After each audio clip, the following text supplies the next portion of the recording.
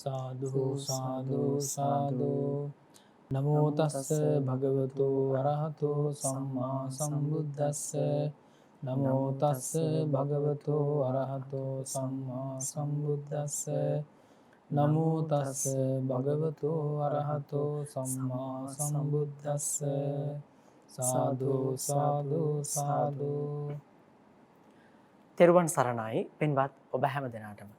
අදත් සුපහන් සිතින් මේ සෙනසුරාදා විවේකී දවසේ ඔබ අප හමුවීම අපගේ කතන්සු ලබතේ ප්‍රඥා ලබන්නේ කෙලෙසද වැඩසටහනේ.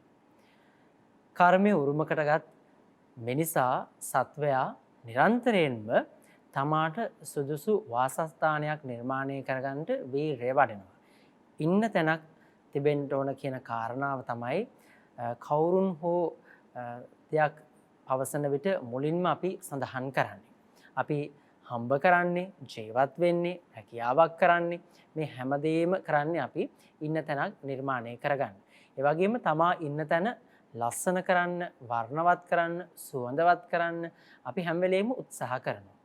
භාග්‍යවතුන් වහන්සේ අපට කියා දෙනවා තමා ඉන්නා භූමිය නිරන්තරයෙන්ම අලංකාර කරගන්නවාට වඩා ඒ වගේම තමා මේ ජීවත් වෙන පරිසරය අපි ගොඩනගා ගන්නවට වඩා අපි මේ සසරින් එතරවන්නට ධහම උපයෝගී කර ගැනීම එහෙම නැත්නම් ඒ ධර්ම මාර්ගයේ හැසිරීම තුළින් අපි ලබා ගන්නා ඒ සාක්ෂාත් කර ගන්නා මාර්ගඵලය ලබා ගැනීමෙන් අනතුරු අපි වාසය කරන ස්ථානය උතුම් වනවායි කියන කාරණාව. ඉතින් අද දවසේ අපි අපේ ගෞරවනීය නායක හිමිපාණන් වහන්සේගෙන් විමසා දැනගනිමු කොහොමද මේ වීරය වඩමින් අපි ඉන්නා තැන කොහොමද අපි ඒ ආකාරයෙන් අපිට මේ වාසස්ථානය ශක්තිමත් වාසස්ථානයක් ධර්මානුකූලව ගොඩනගා ගන්න කියලා මේ සංසාරේ ඒ පිළිබඳව අදත් අපිට කියා දෙන්නට ඉතාම ගෞරවයෙන් අපි ආරාධනා කරමින් වැඩම කොට වදාළ කොළඹ 7 ආර්.ජී. සේනානායක මාවතේ ශ්‍රී සම්බෝධි මහා විහාරාධිපති බෞද්ධ මාධ්‍යජාලයේ ගරු සභාපති දුරන්දර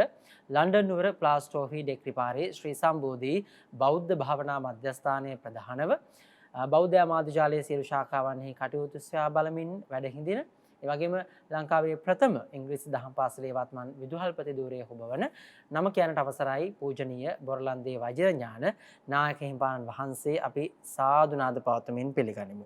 සාදු සාදු සාදු. අපි අද මුලින් සිහිපත් කර කාරණාවන් විග්‍රහ කරන සූත්‍ර දේශනාව සංයුත්ත නිකායේ සක්ක සංයුත්තේ සඳහන් වන රාමණේයක සූත්‍ර දේශනාව. අපි ගෞරවයෙන් ස්වාමීන් වහන්සේට ආරාධනා කරනවා පෙළ දහම සහ අටුවා විස්තර කර දෙමින් මේ සාකච්ඡාව ආරම්භ කරන්නට අවසරයි අපේ හාමුදුරුවනේ. ගෞරවනීය පූජනීය මහා සංඝරත්නයන් අවසරයි වාසනාවන්ත පින්වතුනි. අදත් අපි විශේෂයෙන් කෙටි සූත්‍ර දේශනා දිත්තයක් නිසා සූත්‍ර දේශනා දෙකක් සාකච්ඡා කිරීමට බලාපොරොත්තු වෙනවා එකවරම මේ වැඩසටහන යටතේ. පළවෙනි සූත්‍ර දේශනාව තමයි රාමණේයක සූත්‍ර දේශනාව. ඒ සූත්‍ර දේශනාවට අදාළ පෙළ දේශනාවෙහි සඳහන් වන කාරණා පිළිබඳව අපි මුලින්ම අවධානය යොමු කරලා බලමු. එකල්හි සක්දෙව් රජ තෙමේ භාග්‍යවතුන් වහන්සේ වෙත එළඹියේය. එළඹ භාග්‍යවතුන් වහන්සේ එකත් පසක සිටියේය. එකත් පසක සිටි සක්දෙව් රජ භාග්‍යවතුන් වහන්සේට භාග්‍යවතුන් වහන්සේ බිම පිළිබඳව සිත්කලු බව කිමෙක් දැයි මෙය සැලකලේය. එතකොට අහන ප්‍රශ්නය තමයි සිත්කලු භූමියක් බවට පත්වෙන්නේ කොහොමද කියන එක. එහෙම නැත්නම් යම්කිසි බිමක් සිත්කලු බවට පත්වෙන්නේ කොහොමද? එහෙම නැත්නම් වාසය කරන තැනක් ලස්සන තැනක් බවට පත්වෙන්නේ කොහොමද? එතකොට ඒ කාරණයට භාග්‍යවතුන් වහන්සේ පිළිතුරු ලබා දෙනවා ගාථා දෙකකින්. පළවෙනි ගාථාවේ අදහස තමයි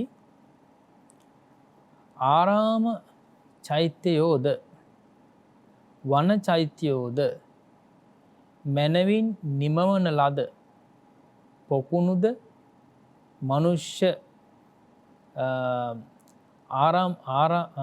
රමණීයත්වය පිළිබඳ 12 වැනි කලාවෙන් කලාවකුත් නොඅගිත්. එතකොට දැන් මෙතන සඳහන් වෙනවා ආරාම වර්ග දෙකක්. එතකොට ආරාම චෛත්‍ය ඒ වගේම වන චෛත්‍ය. එතකොට සඳහන් වෙන්නේ මෙතන ග්‍රාම වාසය සහ අරණ්‍ය වාසය. එතකොට සාමාන්‍යයෙන් ග්‍රාම වාසය තුල තමයි ආරාමය පිහිටලා තියෙන්නේ. එතකොට ආරාමය තුල අනිවාර්යෙන් චෛත්‍ය පිහිටලා තියෙනවා. ඒ වගේම අරණ්‍ය සේනාසනයේ විශේෂයි වනාන්තරයේ සහ එහෙම නැත්නම් ගස්කොළන් එක්ක ඒ පරිසරයත් එක්ක චෛත්‍ය පිහිටා තියෙනවා. ඉතින් ওই විදිහට ඒවා කොයිතරම් ලස්සනට රමණීයව ඒ විදිහට තිබෙනවා. ඒ වගේම තමයි මෙතනදී බුදුරජාණන් දේශනා කළා පොකුණුද නිමවන ලද පොකුණු මැනවින් නිමවන ලද පොකුණු ආදී මනුෂ්‍ය රමණීයත්වයේ පිළිබඳව 12 වෙනි කලාවකින් කලාවකුත් නොඅගිත් කියලා. එතකොට මේ වටිනාකමක තමයි කියන්නේ. එතකොට කොයිතරම් අලංකාරව මේ සකස් කරලා තිබුණත් මනුෂ්‍ය වාසයේ තියෙන තැනට වඩා රමණීයත්වයෙන් යුක්තයි කියලා කියනවා අරණ්‍ය ආරාම සහ චෛත්‍ය තියෙන තැන්. එතකොට 12 කලාවකින්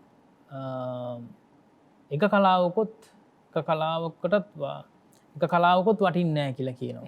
කියන්නේ 12 කලාවක් කියලා කියන්නේ කොටස් 16ක් ගත්තාම ඒ කොටස් 16න් එකක්වත් වටින්නේ නැහැ කියලා කියනවා මනුෂ්‍ය වාසය කියලා කියන එක. එතකොට මනුෂ්‍ය වාසයෙන් තොර නිසා තමයි අපිට ආරාම ඒ වගේම වන සෙනසුන් ආදී මේ දේවල් වල තියෙන අලංකාරත්වයේ පිළිඹු වෙලා පේන්නේ මනුෂ්‍ය වාසයෙන් තොර නිසා. ඒ වගේම සඳහන් වෙන දෙවෙනි ගාථාවෙන් ඉඳින් ගම්මිහි හෝ වනයෙහි හෝ ඉඳින් වලබිමෙහි හෝ ගොඩබිමෙහි හෝ යම් තැනක රහත් වූ වෙසෙත් නම් ඒ බිම සිත් කළු බවයි. එතකොට මිනිස්සු කොයිතරම් වාසය කළත් වැඩක් නැහැ. රහතන් වහන්සේලා එතන වැඩ සිටියේ නැත්තම්. එතෙන්ද කියන්නේ ඒ භූමියේ තියෙන වටිනාකම ඉස්මතු වෙන්නේ පුද්ගලයා මත නම් ඒ පුද්ගලයා සාමාන්‍ය පුද්ගලයෝ වෙනවට වඩා රහතන් වහන්සේලා බවට පත් වෙනවා නම් ඒ භූමියේ අලංකාරත්වයේ වඩා පිළිඹු වෙනවා කියලා කියන එක තමයි මෙතෙන්දී භාග්‍යතුන් වහන්සේ දේශනා කළේ. එතකොට ඒ භූමිය ගමේ හරි එහෙම නැත්නම් වනාන්තරයේ හරි එහෙම නැත්නම් ඒක වලබිමක් හරි එහෙම නැත්නම් ගොඩබිමක් හරි කොහොම හරි කමක් නැහැ. ඒ භූමිය ආශ්‍රය කරගෙන රහතන් වහන්සේලා වැඩ ඉන්නවා නම් ඒ තැන බොහෝම අලංකාරයි සිත්කලුයි කියලා සූත්‍ර දේශනාවේ පෙළ දේශනාවේ අවසාන වශයෙන් සඳහන් වෙනවා. එහෙමයි. මහරහතුන් වැඩි බිමක තමයි අප මේ වාසය කරන්නේ. මේ පින්බර ලක් දෙරණේ එදා මහරහතන් වහන්සේලා වැඩ සිටියා. එහෙමනම් එකල මේ පින්බිම කොයිතරම් රමණීය වන්නට ඇද්ද? අපිට දෙනිතින් දකින්නට නොහැකි වුණත් සිතින් මෙනෙහි කරන්න පුළුවන් එහි තිබෙන අගනා ස්වභාවය. අපි ගෞරවනීය ස්වාමීන් වහන්සේට ආරාධනා කරමු මේ සූත්‍ර දේශනාව පිළිබඳව අටුවාවේ සඳහන් වන කාරණාවන් අපිට කියා දෙන්නට. බොහොම කෙටි විස්තරයක් තමයි සඳහන් වෙන්නේ. අර පාලි වචනය වලට අදහසක් පමණයි දීලා තියෙන්නේ. ආරාම චෛත්‍යානේ එතන සඳහන් වෙනවා මේ ආරාම චෛත්‍යානේ ආරාම චෛත්‍ය. ආරාම චෛත්‍ය කියලා කියන්නේ එක කොටසක්. එතකොට ඒ වගේම වන චෛත්‍යානේ වන චෛත්‍යානේ වන චෛත්‍ය. එතකොට ග්‍රාම වාසය සහ ග්‍රාමවාසයට අයිති ආරාම සහ වනාන්තරයට අයිති ආරාම හැටියට තමයි මෙතන කොටස් කරලා තියෙන්නේ. ඒ වගේම ඒ දෙතැන්හිම අර්ථයෙන් චෛත්‍යයයි දත යුතුය. එතන ඒ කොහොම වුණත් චෛත්‍යය තමයි පිළිඹු වෙලා පේන්නේ. ඒ වගේම මනුස්සරාම නෙය්‍යස්ස මනුෂ්‍ය රමණීය භාවයෙන් දැන් මනුෂ්‍ය රමණීය භාවය අනුව භූමි රමණීය භාවයේ දක්වන්නා හෝ ගාමේව ආදී පැවසූහ. එතකොට ගාමේවා යදිවාරඤ්ඤේ නින්නේවා යදිවාතලේ කියලා හිතුවට තවත් ගාථා අපිට මේ අහන්න ලැබෙනවා. ඒතොර එතෙන්දී සඳහන් වෙන්නේ මේ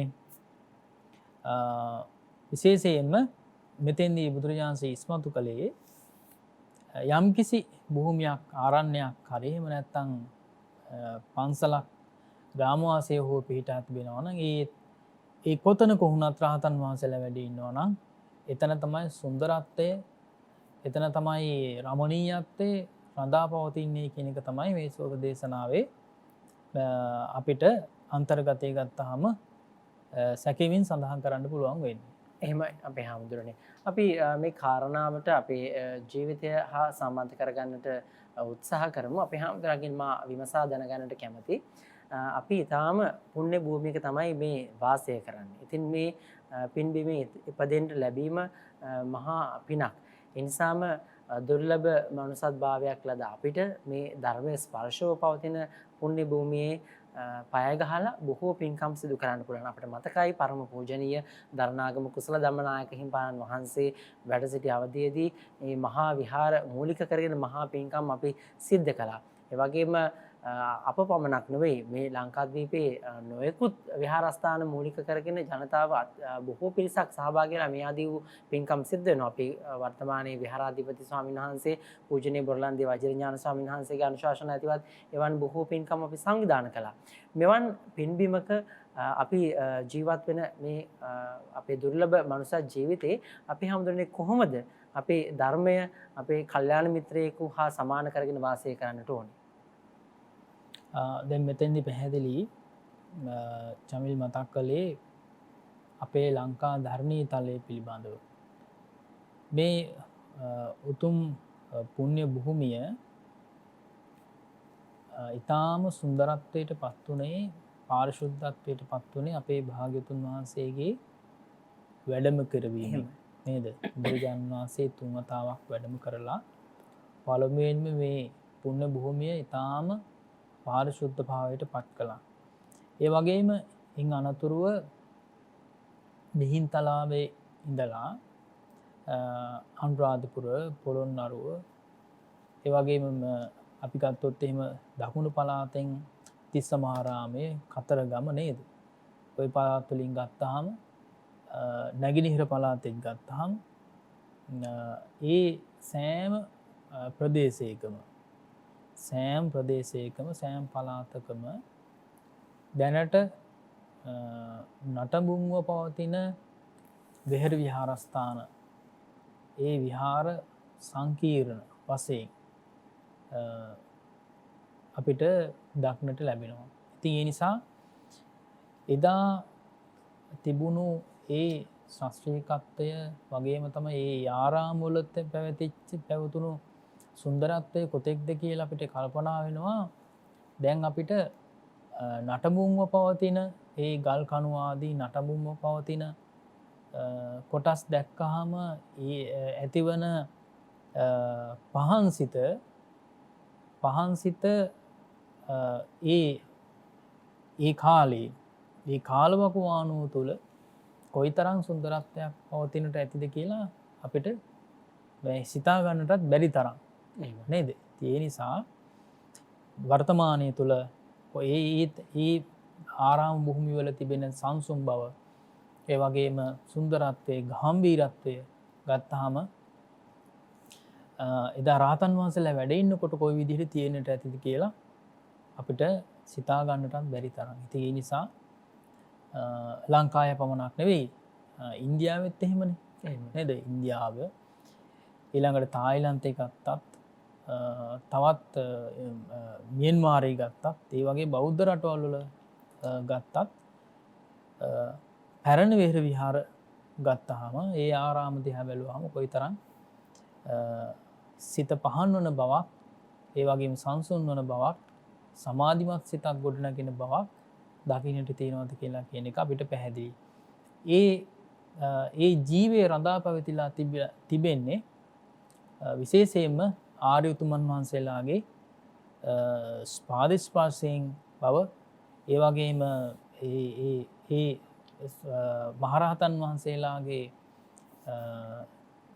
හැසිරීමෙන් බව තමයි අපිට පැහැදිලි වෙන්නේ. ඉතින් ඒ නිසා මෙතෙන්දී අපිට පැහැදිලි විශේෂයෙන් විහාරාරාමයක් වගේම අපේ ජීවිතවලටත් ගිහි ඔබගේ ජීවිතවලටත් මේ කාරණය ගත්තාම නිවසක තියෙන සුන්දරත්වය, නිවසක තියෙන අලංකාරත්වය, ඒ වගේම නිවසේ තියෙන නිවසේ ජීවත් වන අයගේ තියෙන මානසිකත්වය නේද? සංසුන් මානසිකත්වය ගත්තාම ඒ රඳා පවතින්නේ, ඒ සතුට රඳා පවතින්නේ සංසුන් බව මතයි කියලා කියන එක තමයි මෙතෙන්දී අපිට පැහැදිලි වෙන්නේ. ඒ නිසා ඒ විශේෂයෙන්ම සංකීර්ණ සමාජයක, නාගරික සමාජයක වුණත් විශේෂයෙන්ම අපිට අර වාහන තද බදය, ඒ වගේම විශේෂයෙන්ම අලබිසැල්, කඩ පීති ආදි වශයෙන් දැක්කම ඔය ජනාකීර්ණ තැන්වල තියෙන අසුන්දරත්වයට වඩා නේද?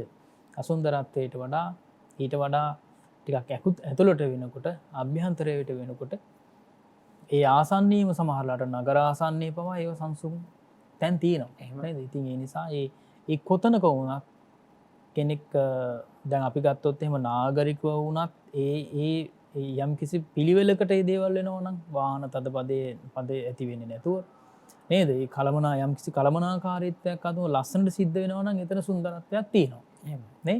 ඒ නිසා තමයි අපි ජපානය වගේ රටවල් වල ඒ තියෙන මේ සුන්දරත්වය ගැන වැඩිපුර කතා කරන්නේ නේ. ඒ පිළිවෙල නිසා, ඒ විනයගරුක භාවය නිසා. විශේෂයෙන් එතෙන්ට ඉතාම වැදගත් වෙන්නේ විනයගරුක හැසිරීම කියලා කියන එක තමයි මෙතෙන්දී පැහැදිලි වෙන්නේ. ඒ නිසා ඒ හැසිරීම රටාවල් වලින් උත්තරීතරම සමාජය තමයි සංඝ සමාජය තුළ. ඒ සංඝ සමාජයේ උත්තරීතරම තැන තමයි රහතන් වහන්සේලා වැඩ ඉන්න තැන. ඒ නිසා ඒ තැන් කොයිතරම් සුන්දරත්වයකින් යුක්තව පැවතුනාද කියලා කියන කාරණය අපිට මෙවැනි සූත්‍ර දේශනාවකින් පැහැදිලි වෙනවා. එමයි නායක හාමුදුරනේ. දැන් අතීතයේ මේ පුණ්‍ය භූමියේ මහරහතන් වහන්සේලා වැඩ සිටියා. ඒ වගේම දඹදිව මුළු ලෝකය පුරාම මේ ආකාරයෙන් ගත්තාම බෞද්ධ රටවල මේ රහතන් වහන්සේලා වැඩ සිටියා. නමුත් අද අපිට මේ මහරහතන් වහන්සේලා සජීවීව දෙනතින් දකින්නට නොහැකි වුණත් භාග්‍යවතුන් වහන්සේගේ ශ්‍රී සර්වඥ ධාතුන් වහන්සේලා, මහරහතන් වහන්සේලාගේ ධාතුන් වහන්සේලා අපි ජීවමානව මේ පින්බිමේ වන්දනාමාන කරගන්නවා. ඉතින් ඒ නිසා මේ උතුම් දුර්ලභ මනුෂ්‍ය ජීවිතයක් ලබාගෙන තිබෙන අපි නිරන්තරයෙන්ම දහම අපේ ජීවිතයට සම්බන්ධ කරගනිමු. අපි දකිනවා මේක සාමාන්‍යයෙන් අපේ භාෂාවෙන් නැත්නම් අපේ සාමාන්‍ය සරල ජීවිතේ භාෂාවෙන් මතක් කරනවා. අපි මේ වෙද්දී ජනතාව මේ ආරණ්‍ය භූමිය සහ පරිසරය තම අලංකාර ප්‍රදේශ, වනගත ප්‍රදේශ සොයාගෙන යන්න ට්‍රෙන්ඩ් එකක් බවට පත් කරගෙන තිබෙනවා මේ කාලවකවානුව. මේ තිබෙන පරිසරයෙන් මිදිලා, මේ නාගරීකරණ පරිසරයෙන් මිදිලා ටිකක් ඈතට ගිහිල්ලා වනසෙනසුන්, ආරණ්‍ය සේනාසන, වනාන්තර මේ ආදී ප්‍රදේශ වලට ගිහිල්ලා ජීවිතේ සැනසීම ලබන්න උත්සාහ කරනවා. මම හිතන්නේ ඒ වගේම තමයි අපිට මේ ඉන්න තැන උනත් අපි දහමට අනුකූලව ගත කරනවා නම් ස්වාමීන් වහන්සේ මතක් කරපු විදිහට මේ මහරහතන් වහන්සේලා වැඩ සිටි මේ පුණ්‍ය භූමියේ ඉඳලා අපිට අපේ සිත සොයායන සමාධිය ළඟා කරගන්න පුළුවන්කම ලැබෙනවා. ඉතින් ඒ නිසා අද අපි කෙටි සූත්‍ර දේශනාවක් පළමුව සාකච්ඡා කරන්නට යෙදුනා. මේ ආකාරයෙන් රාමණීයක සූත්‍ර දේශනාව අපි අනතුරුව දේශනාවට යොමු වෙනවා යජමාන සූත්‍ර දේශනාව. මේ සූත්‍ර දේශනාවත් මුලින් අපි පෙළ දහම විස්තර කරගෙන ඉන්න අනතුරුව අටුවාව පැහැදිලි කරගෙන අපි අපේ ජීවිතයට සම්බන්ධ කරගන්නේ කොහොමද කියලා ස්වාමීන් වහන්සේගෙන් විමසා දැනගනිමු. එක් කලක භාග්‍යතුන් වහන්සේ රජගහනුවර සමීපයෙහි ගිජුකුළු පව්වෙහි වැඩ වසන සේක. එකල්හි සක්දෙවිඳු භාග්‍යතුන් වහන්සේ වෙත එළඹියහ. එළඹ භාග්‍යවතුන් වහන්සේ වැඳ එකත් පසෙක සිටියේය. එකත් පසෙක සිටි සක්දෙවිඳු තෙමේ භාග්‍යවතුන් වහන්සේට ගාථාවෙන් කිය. මේ විදිහට ගාථාවකින් ප්‍රශ්නයක් අහනවා.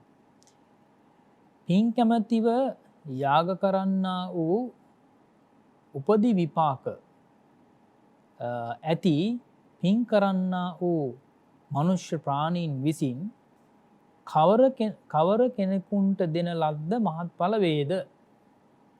ඔන්න පළවෙනි ඒ අහන ප්‍රශ්නය. එහෙම සක්‍රදේවීන්ද්‍රය අහන ප්‍රශ්නය තමයි භාග්‍යතුන් වහන්සේගෙන් භාග්‍යතුන් වහන්සේ පින් කැමැතිව යාග කරන කෙනෙක් උපදි විපාක ඇති එහෙම නැත්නම් පින්ඵල රැස් කර ගැනීම සඳහා මනුෂ්‍ය ප්‍රාණීන් විසින් කියන්නේ මනුෂ්‍යෝ අතරින් කාට දුන්නොත්ද මහත්ඵල වෙන්නේ? එහෙම කියලා තමයි අහන්නේ. එතින්දි භාග්‍යතුන් වහන්සේ දේශනා කළා ගාථා දෙකක්. මේ ගාථා දෙකෙන් පළවෙනි ගාථාවේ අදහස තමයි මාර්ග ප්‍රතිපන්නයෝ සිව් දෙනද ඒ වගේම පලස්තයෝ සිව් දෙන දැයි මේ අෂ්ටාර්ය පුද්ගල සංගතමේ ඍජු වූයේය ප්‍රඥා සීල සමාධීන් යුක්තය. එතකොට දැන් මාර්ගඵල උදා කරගත්ත. එතකොට මාර්ග හතරෙන් යුක්තව සහ ඵල හතරෙන් යුක්තව වාසය කරන මහා රහතන් වහන්සේලා. එතකොට ආර්ය උතුමන් වහන්සේලාට එතන කියන්නේ අෂ්ටාර්ය පුද්ගල මහා සංඝරත්නය නේද? ආර්ය පුද්ගලයන් 4 දෙනාට සිව් දෙනාට 8 දෙනාට දෙන දාණය තමයි මහත්ඵල මහනිසංස වෙන්නේ. ඒකට හේතුව තමයි ප්‍රඥා සීල සමාධීන් යුක්ත නිසා.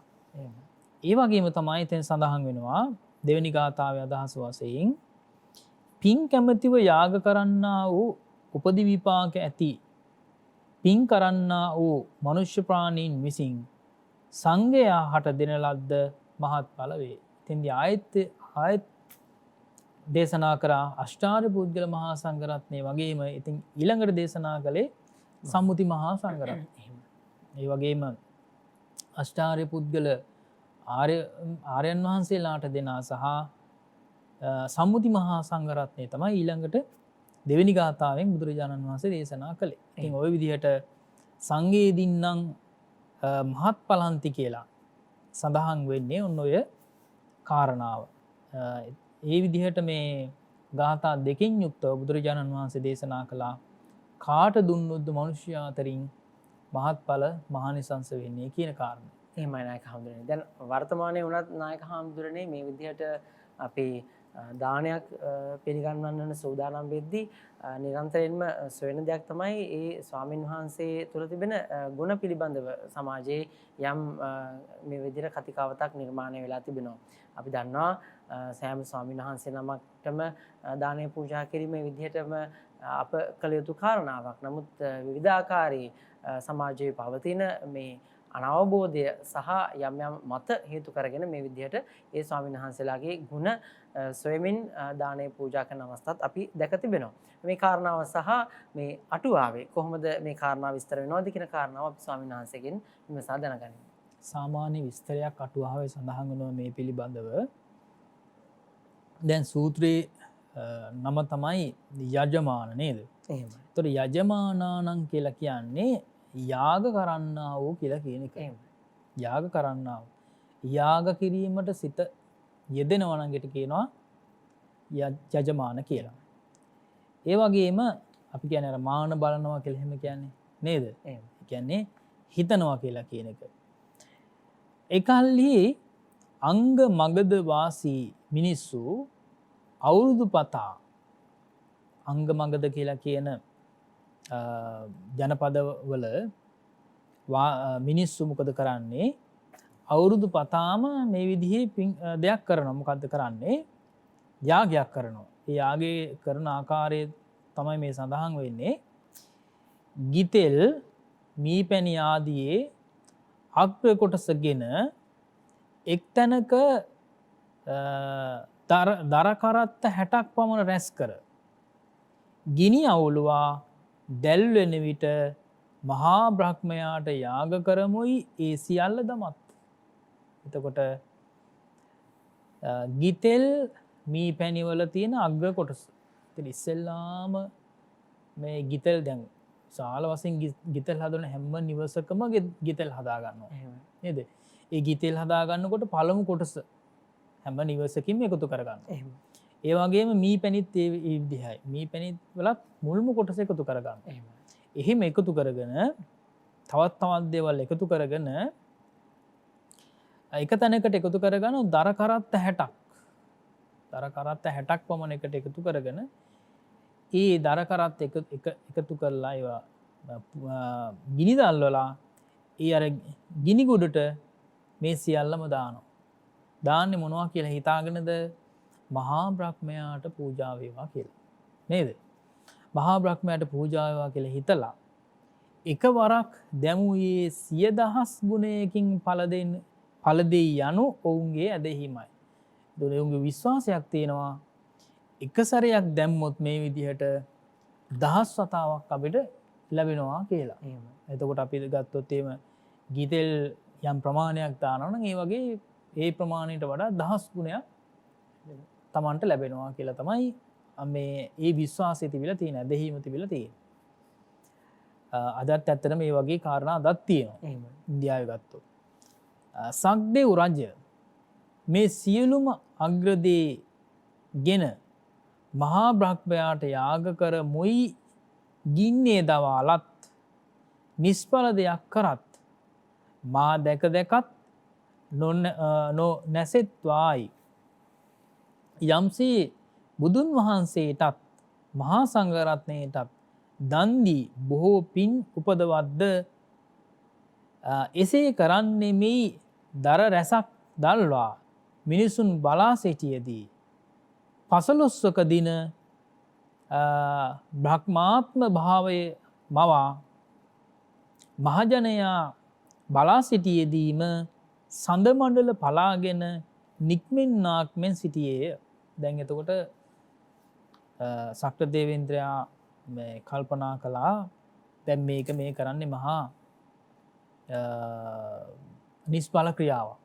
මහා බ්‍රහ්මයාට මේ විදිහට කරන මහා බ්‍රහ්මයා කියලා දෙවි කෙනෙක් ඉන්නවා. මහා බ්‍රහ්මයා කියලා ඉන්නවනේ කෙනෙක් නේද?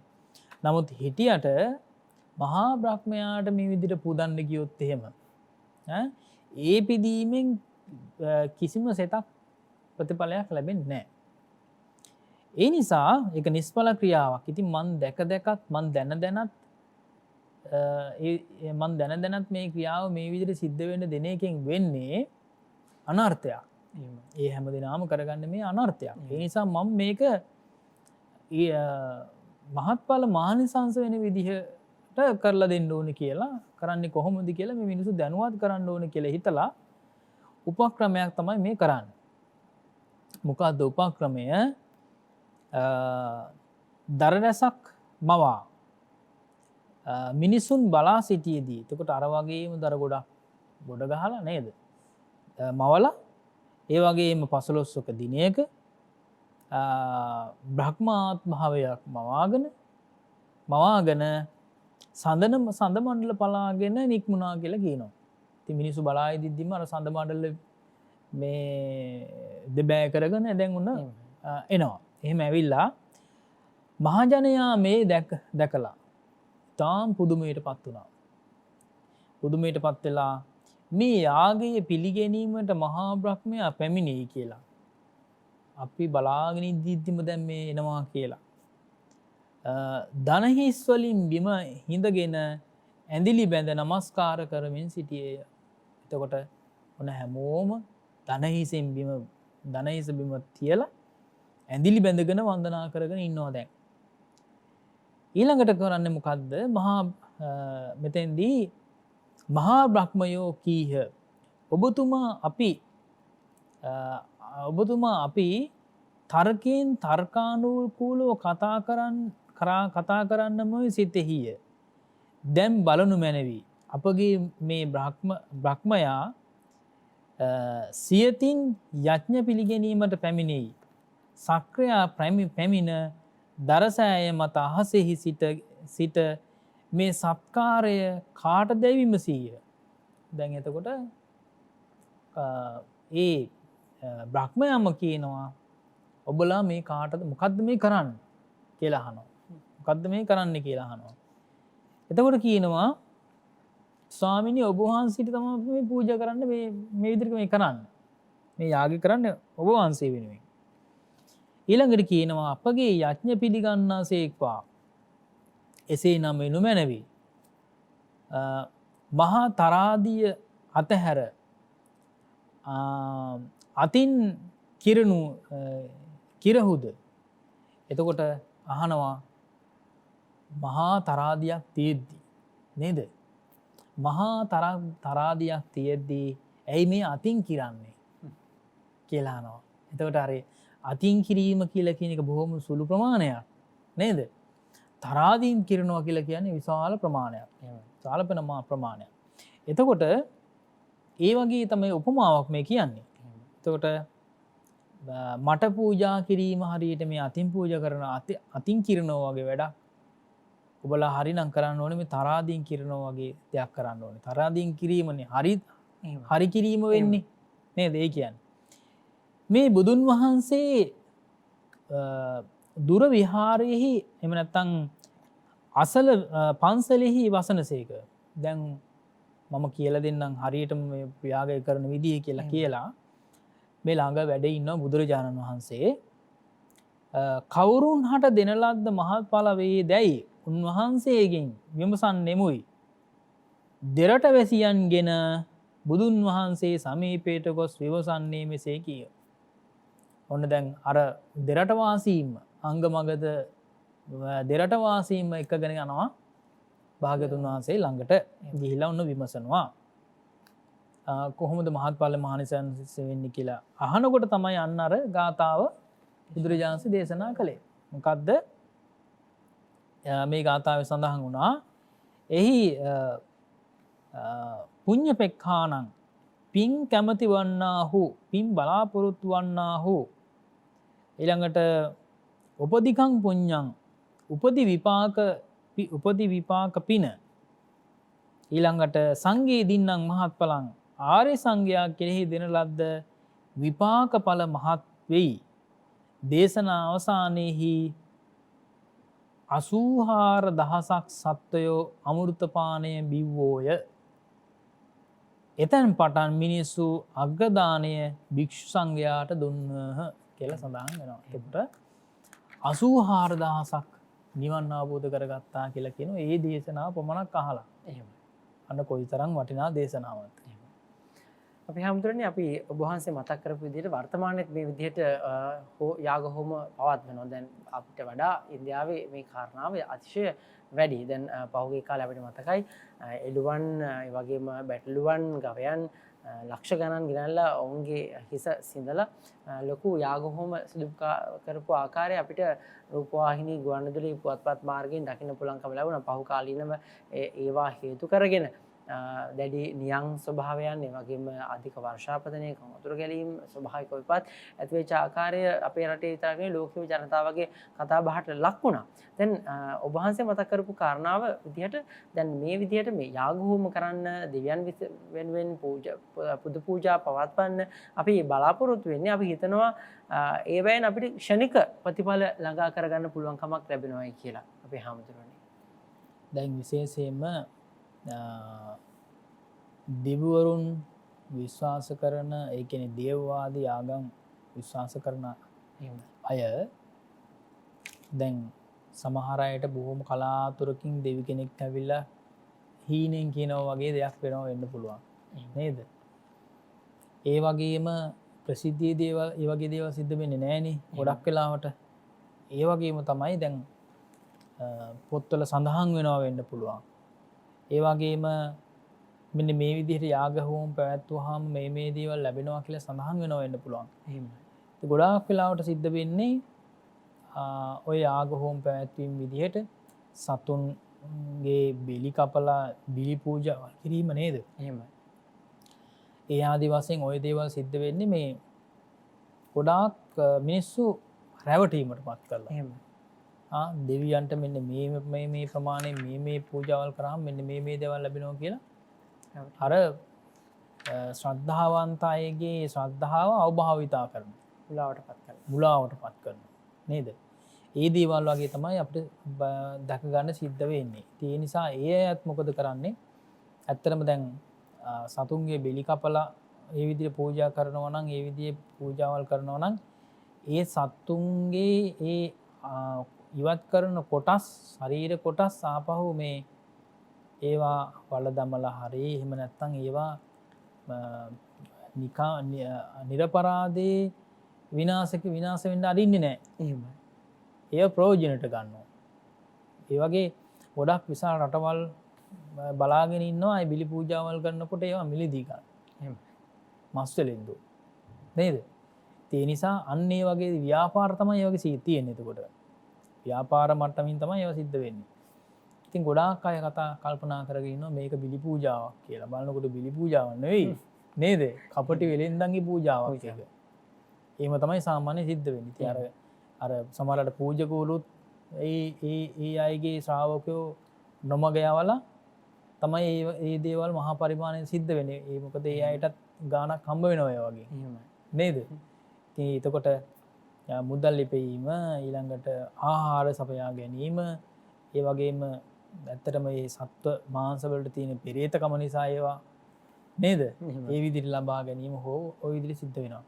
දැන් මෙතෙන්දි මේ තවත් විදිහකින් බැලුවාම මේ මූලික වශයෙන් අපි ගන්න පළතුරු වල තියෙන අග්‍රභාගය ඊළඟට ගොඩාක් බොහෝම භූමියට පූජාවල් පවත්වලා ඒ වගේම අපි ගත්තොත් එහෙම වෙළඳ ව්‍යාපාර පමණක් නෙවෙයි භෝග වගාව නේද? නොයෙක් විදිහේ භෝග වගාවන් කිරීමේදී පවා දෙවියන්ට බාරහාර වෙලා තමයි එහෙම දේවල් කරන්නේ. ඉතින් බාරහාර වෙනවා මෙන්න මේ විදිහට අස්වැන්න ලබා ගත්තාම මේ අස්වැන්නින් කොටසක් නේද? පළවෙනි කොටස අපි දෙවියන්ට පූජා කරනවා කියලා ඔන්න පොරොන්දුවක් වෙනවා. ඉතින් ගොවියොත් මොකද කරන්නේ? මේ සැරේ නම් අපිට වර්ෂාව ලබා දුන්නා නේද? හරියට කල්ට වෙලාවට වර්ෂාව ලබා දුන්නා. ඊළඟට අස්වැන්න වැඩි කරලා දුන්නා. ඊළඟට අනිකොත් විනාශකාරී සතුන්ගෙන් ආරක්ෂා කරලා දුන්නා. ඒ ආදි වශයෙන් කිසිම කරදරයක් නැතුව අපිට මේ සැරේ අස්වැන්න හොඳට අපිට ලබා ගන්න පුළුවන් වුණා කියලා මේක දෙවියන්ගේ ක්‍රියාවක් කියලා ඔන්න එහෙම තමයි දැන් මේ බාරහාර වෙලා පූජාවල් පවත්වන්නේ. එතකොට දෙවියන්ට පූජා කිරීම වරදක් නෙවෙයි. නේද? පූජා කිරීම වරදක් නෙවෙයි. නමුත් මෙතෙන්දී බුදුරජාණන් වහන්සේ දේශනා කළේ ඒ මහත්ඵල මහනිසංස වන ආකාරය. එහෙමයි. අතින් කිරනවද එහෙම නැත්නම් තර අදින් කිරනවද? එහෙම. නේද? අතින් කිරන්න බෑනේ. එහෙමයි. එතකොට හරියට මිම්මක් ලැබෙන්නේ නැහැ නේ අපිට. නේද? ඒ නිසා හරියටම තර අදින් කිරනවා හා සමානව තමයි විශේෂයෙන්ම ආර්ය මහා සංඝරත්නයට සමුති මහා සංඝරත්නයට පූජා කරනවා කියලා කියන්නේ. එතෙන්දි තවත් මෙහෙම කාරණයක් තියෙනවනේ. දැන් ඒ කාරණේ පිළිගන්න පුළුවන්කම ලැබෙන්නේ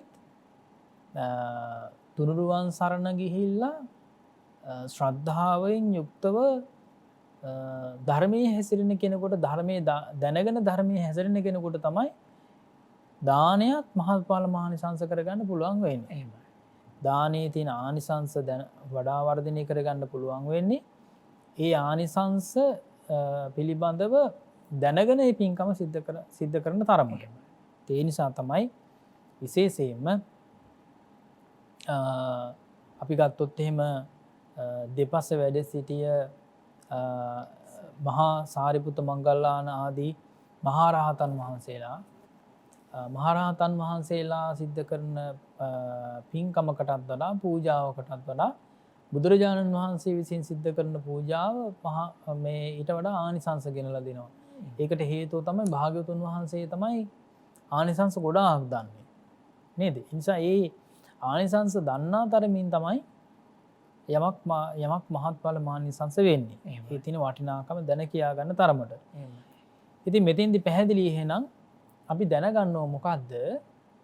අපි පූර්වාත්මභාවයන් වල අපි හැම දිනාමත් දැන් මේ මනුෂ්‍ය ලෝකේ මනුෂ්‍ය ජීවිත ලබලා තිබුණට දිව්‍ය ආත්මභාවයන් ලබලා තිබිලා තියෙනවා අනිවාර්යයෙන්ම. පූර්වාත්මභාවයන් වල දිව්‍ය ආත්මභාවයන් ලබලා තියෙනවා. දැන් ওই දිව්‍යයන් මැව්වාය කියලා කියන මිනිස්සුયો එතකොට පූර්වාත්මභාවයන් වල අපි දිව්‍යවරු ඉඳලා වෙලා ඉඳලා කියලා හිතලා නැහැනේ. නේද?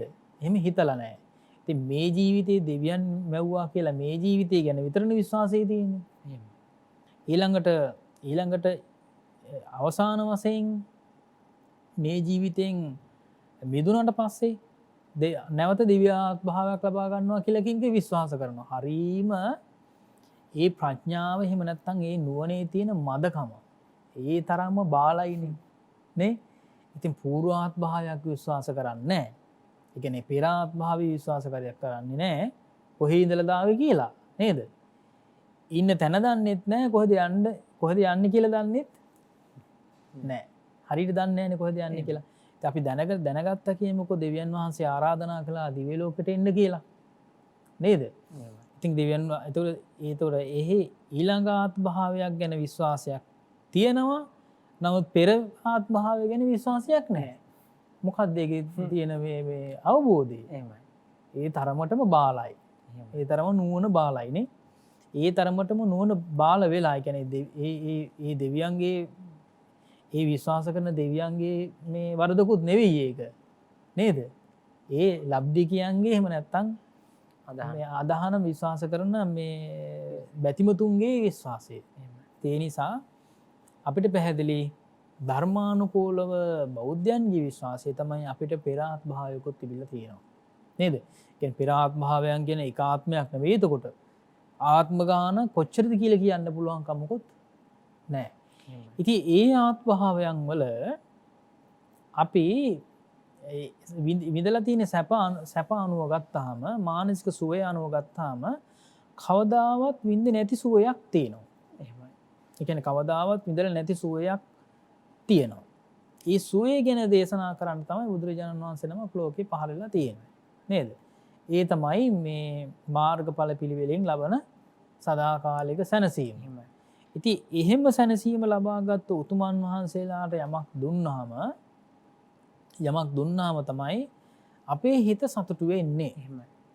අපිට යමක් භෞතික වශයෙන් අපිට යමක් වැඩිපුර ලැබෙන්නේ ඒ වගේම තමයි මානසික වශයෙන් විශාල තෘප්තියක්, සතුටක්, සැනසීමක්, පුණ්‍ය ශක්තියක් අපිට පහළ වෙන්නේ කියන එක තමයි මෙතෙන්දී බුදුරජාණන් වහන්සේ දේශනා කළ තියෙන්නේ. ඒ නිසා අපිට පැහැදිලි එතකොට